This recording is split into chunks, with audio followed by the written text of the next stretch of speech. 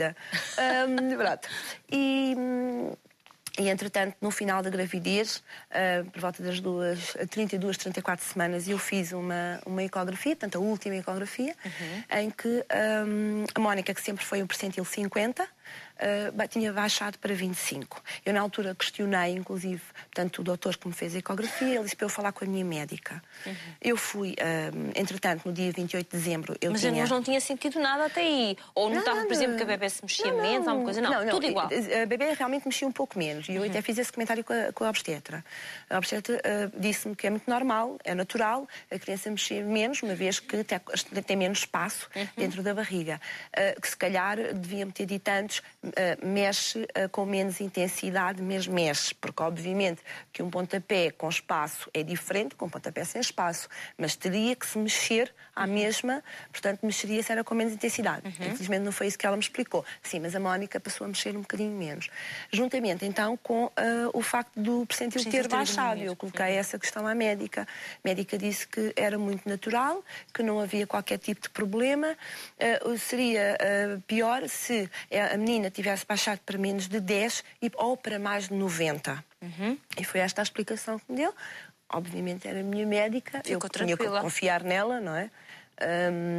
E fiquei tranquilíssima, quer dizer, não. Embora houvesse ali aquele bichinho do percentil, mas se baixou o percentil é sinal que se calhar não estava a crescer ou parou de crescer.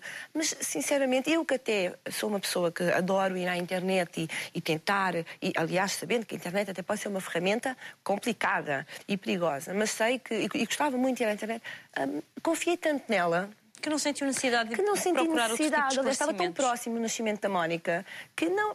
Na sua cabeça já nada podia correr mal. A menina... correr mal, só no nascimento. Portanto, no nascimento e no parto poderia surgir alguma complicação. Mas até lá não, quer dizer, estava mais que óbvio que... Então, 32, 34 semanas, quando faz esta ecografia, que se percebe que há aqui uma alteração, já que a menina passou para o percentil 25, quanto tempo depois é que a Sandra voltou ou à sua médica ou ao médico para fazer um CTG, não sei? Às 36 semanas. 36 por volta dessa altura, sim. No dia 28 de dezembro de 2005. Já pouco faltava para o nascimento da menina. Sim, faltava. Nesse dia 28 de dezembro foi quando eu coloquei as dúvidas à médica, porque a ecografia não era feita na médica, era feita fora. E combinou-se então, portanto, foi no primeiro dia do CTG. Portanto, eu quando fiz o CTG, o primeiro CTG, a Mónica tinha foco cardíaco, mas não teve reatividade, ou seja, a Mónica não mexeu. Mas eu também gostaria de chamar a atenção aqui, porque eu fiz um CTG de 10 minutos, que depois acabei por vir a saber que normalmente demoram sempre um pouco mais de tempo. Portanto, eu fiz o CTG, portanto, foi feito pela minha médica, falei com a médica na altura olhou e disse, mas a menina não mexeu? Eu, não. Tenho certeza? Eu, sim, absoluta. Mas a menina tem foco cardíaco, está tudo bem. Olha, para a próxima vez que vir cá, portanto, isto seria uma semana depois, dia 4 de janeiro, coma qualquer coisa antes de entrar. E eu, está bem, tudo bem, correu bem, portanto, vim embora. Descansadíssima. Portanto, e pelo que depois eu acabei também por vir a perceber, portanto, o mais natural seria coma qualquer coisa e vamos repetir novamente o CTG. Pronto, não foi feito. E aí sim, eu nesse dia sinto que era exatamente nesse dia, portanto, no dia 28 de dezembro de 2005, que se podia ter feito alguma coisa. Não se fez. E esse deve ser um dos pensamentos mais delicados de ultrapassar, não é? Sim, porque eu não coloco a culpa na médica. Porque eu, na altura, se tivesse que colocar a culpa em alguém, nem sei como é que seria. Eu não coloco a culpa na médica. E embora isto tenha sido um exercício, mas eu acho que vou viver o resto da minha vida com isto, eu era a mãe. E eu sempre ouvi falar em feeling de mãe. Fátima, durante toda a minha gravidez, eu tinha flash em que eu ia fazer o CTG e que a Mónica não batia ao coração da Mónica. Durante toda a minha gravidez. Eu comentei isto com as minhas amigas. Você já viu minhas... este filme durante a gravidez toda? Vi. E eu nunca liguei aos meus feelings. Era uma intuição, era qualquer coisa que... Era qualquer coisa que estavam-me a preparar para tal. Eu lembro-me de ter comentado, não teste CTGs. E terem-me dito, amigas minhas, Sandra, CTG é tão fácil, não é nada pior, é fazer uma análise. Eu assim, não sei porquê, tenho qualquer coisa aqui com o CTG. Eu vinha a conduzir e de repente passava-me aquela imagem pela frente e eu fazia assim, eu tenho muita vício desde criança, Pronto, que quando tenho madeira ao pé de mim, bato. Mas quando não tenho, batia na cabeça 3 vezes. E eu estava sempre nisto, eu estava sempre... Não sonhava, não era um sonho, era Mas era um pensamento recorrente, não é? Recorrentes. E quando, pronto, aconteceu, eu vi que realmente era, tipo, foi como se fosse um déjà vu. Bem, então, quando o 4 de janeiro, vai então fazer o CTG, nesse dia, ao que sei, a Sandra levantou-se particularmente animada. Aqueles dias em que uma grávida, nem que esteja com os pés assim, se sente maravilhosa.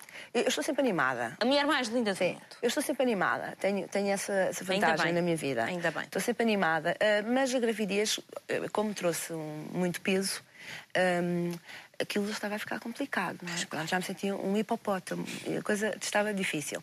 Depois, porque nunca tinha estado de baixa na minha vida, o dia 4 de janeiro foi o primeiro dia que estive de baixa, e quase que fui de baixa empurrada pela médica. Tempo, e fui empurrada de baixa, porque das outras vezes já me tinha dito que eu tinha que ir de baixa, e eu nunca quis, porque tinha trabalho, porque não podia falhar, etc, etc. E entretanto, nessa altura fui mesmo quase que empurrada para ir de baixa, porque só faltava uma semana, pronto. E nós já tínhamos combinado, portanto, uma semana antes, a indução de parto para dia 11 de janeiro, portanto, que era quando seria o terceiro CTG. Nesse dia 4 de janeiro, eu levantei muito bem disposta. Não pensou nada naqueles pressentimentos que tinha tido antes? Nada. Eu sei que me levantei e pensei, agora tenho uma semana para aninhar aqui o ninho, não é? Porque, como qualquer fêmea, e vou-me vestir, e vesti-me. Aliás, existe uma fotografia desse dia que passou ainda há pouco. Vesti-me, curiosamente vesti-me de preto, coisa que eu até nem gostava muito durante a gravidez, que a minha mãe estava sempre a dizer que não, mas eu vesti-me e penteei-me e pintei-me, coisa muito rara. E senti-me tão bem disposta, liguei para a minha mãe, da Ponte Vasta Gama, e disse-lhe, ai mãe, tu hoje estou tão contente. Minha mãe, ainda bem. Eu assim, não, estou mesmo feliz, já viste que daqui a uma semana a Mónica nasce. E nós vamos ficar a ter a nossa princesa. Eu fui ter com a minha sogra, estive com as vizinhas da minha sogra, falei, brinquei, fui ter com o meu marido ao trabalho, fomos os dois para a clínica para fazer o CTG. Eu comi antes. Cumpriu tudo o que estava pedido. E quando me deitaram na Marquesa, começámos o CTG, a assistente, a minha médica, teve dificuldade em encontrar o foco cardíaco. Eu, naquele momento, senti o tal déjà vu.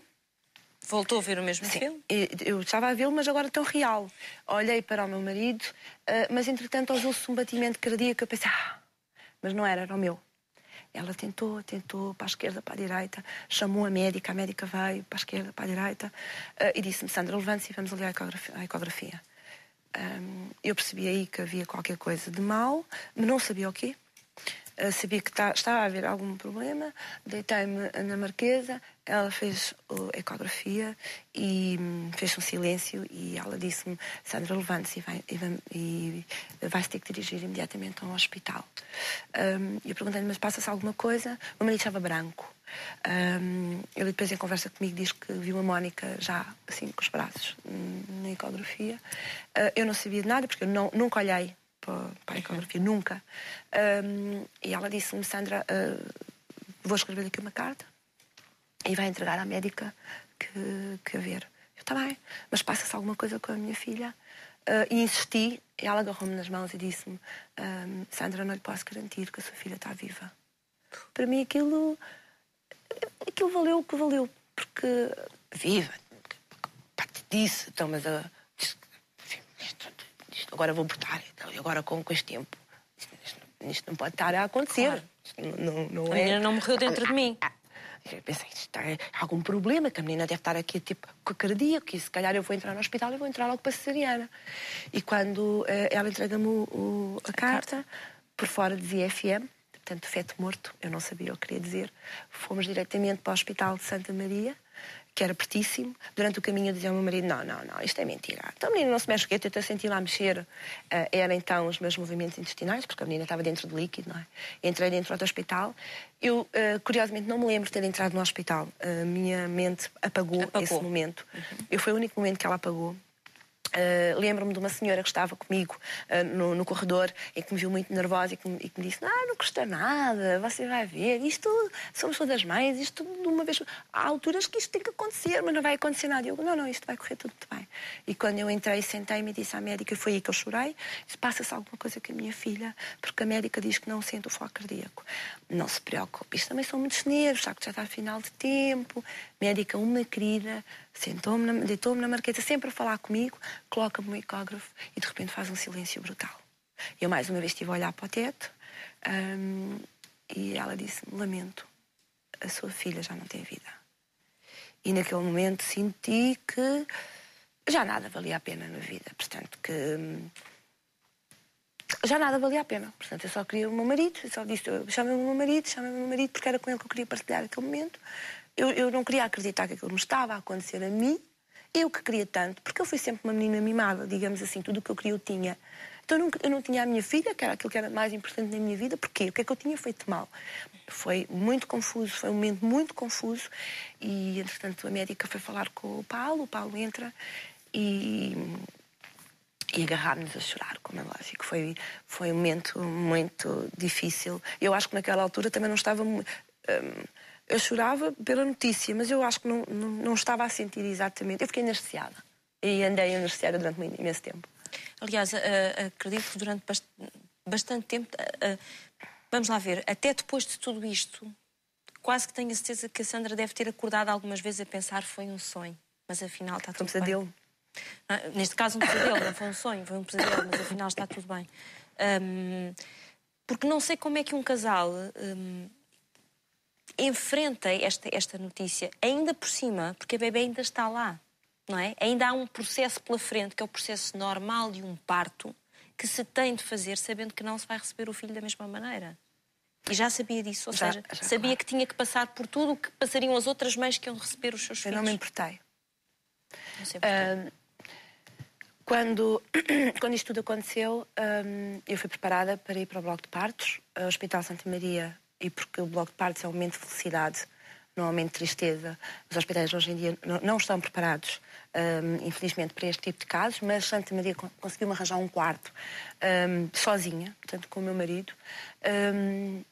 E o meu marido só dizia: porquê é que não lhe fazem uma cesariana? Porquê é que não lhe fazem uma cesariana?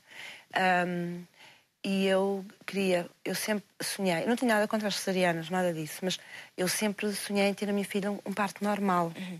E, pois bem, então vamos seguir para um parto normal, porque eu quero sentir ser mãe.